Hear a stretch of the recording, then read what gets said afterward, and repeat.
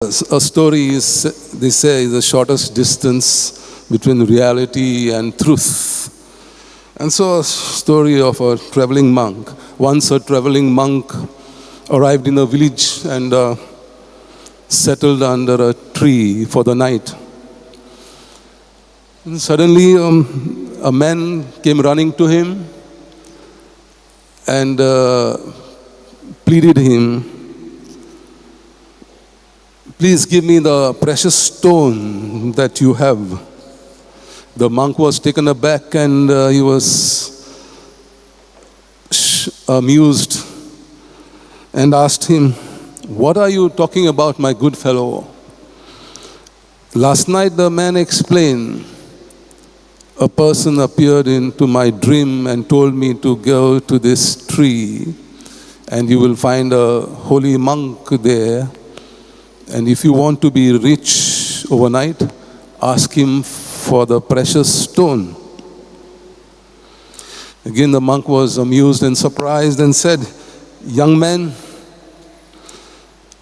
I don't know what precious stone you are talking about, but I will search or find out, look into my sack.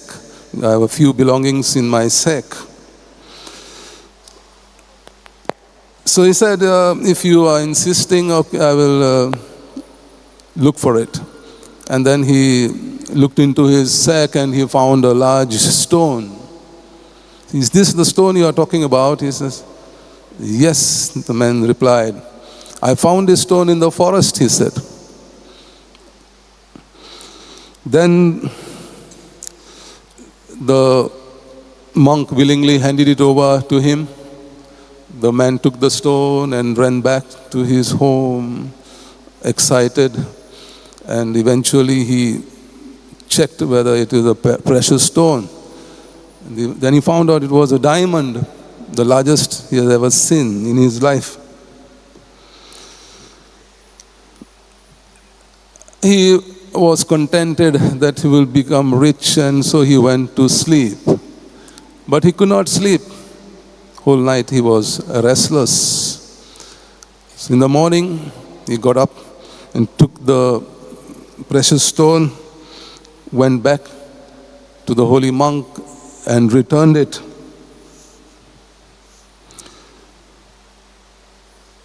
He said, "Please take this stone back and give me the precious gift of being able to give as you did, so willingly and generously," says the scriptures in Acts of the Apostles 20:35.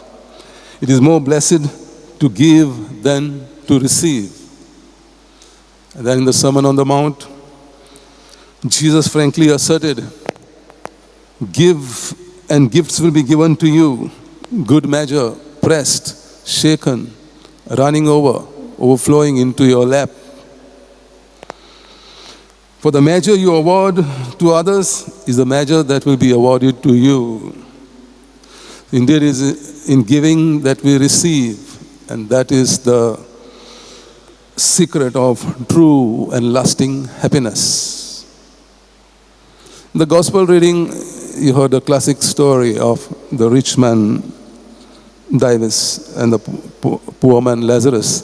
Of course, the rich man is anonymous. There's no name given to the rich man. But the poor man is called by name, Lazarus. The rich man represents the Pharisees and the scribes and those who enjoyed their life. Sinful life. Riches are not bad, wealth is not bad, but the way you use it.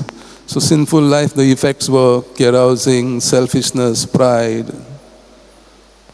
envy. And the greatest sin of the rich man was indifference.